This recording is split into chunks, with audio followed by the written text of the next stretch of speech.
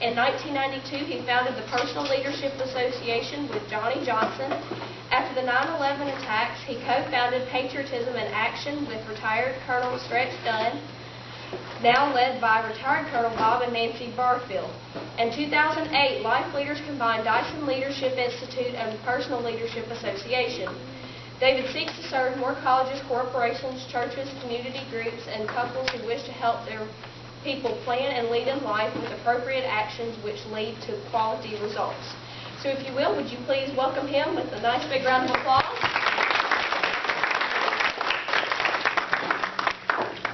Thank you, ma'am. You're welcome. You did a good job. Thank you. The floor is yours. And I will get the lights for you. Very good. Well, you can wait a minute. Okay. Just let me know when. What did you guys do with your organized teenagers? I am very impressed. All right. I hope I've got permission. My mom says I'm not supposed to wear a hat inside the house, but I hope do I have permission? Wear my cowboy hat. This is the time you can be around horse people, wear cowboy boots and jeans. You know, it's a pretty good day, isn't it?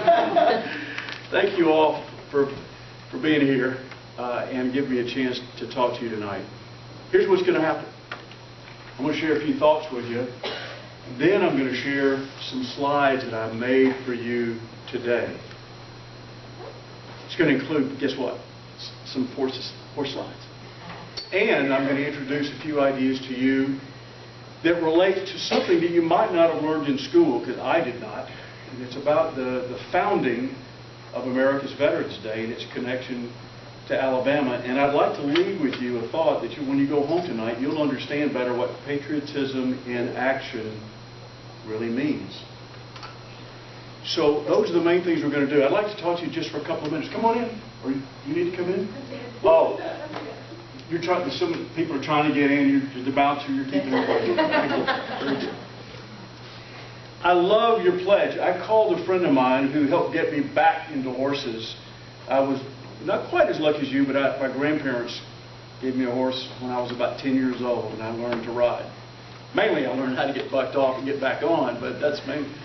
And I got back into horses about 5 years ago, and I have two. And Sherry said that I could show off a little bit with my horses a little bit later, and the pictures would show those to you. But one of the ladies who got me involved is an equestrian like you, and is the team captain of the Ohio Top Hands, Ginger Riles. And I just called her a minute ago and said, Ginger, guess what? I'm going to speak to the Stockmaker Club. And she was in Spokane, Washington. She got all giddy. Oh, you got to be telling me, sure. If they don't tell you, tell them about the 4-H's. It's so neat. I love your motto. What do I call it? A motto? Pledge? Head, heart, hands, and hope. Folks, I want to tell you, you are very, very blessed. And I know you hear this from the adults, but you can hear it from somebody else who's dedicated his professional life to helping people with right plans for life, whether an individual, team, a family, or in an organization, or learn about personal leadership.